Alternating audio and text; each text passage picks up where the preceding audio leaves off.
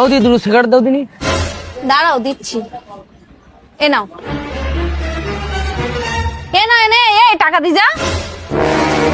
আরে আমার নামে খাতায় লিখে দাও। তোর নামে বাকি লিখতে লিখতে খাতা পুরো শেষ হয়ে গেছে, খাতায় আর জায়গা নেই লিখার।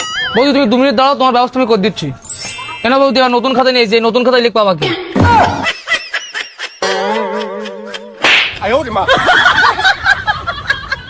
না দাদা হয়ে গেছে তোমার।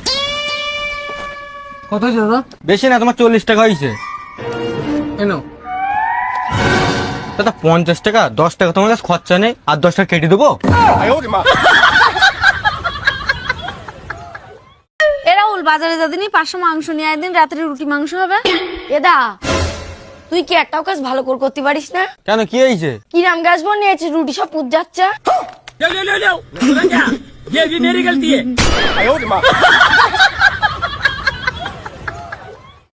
ও মা, আমার বিয়েতে দাও।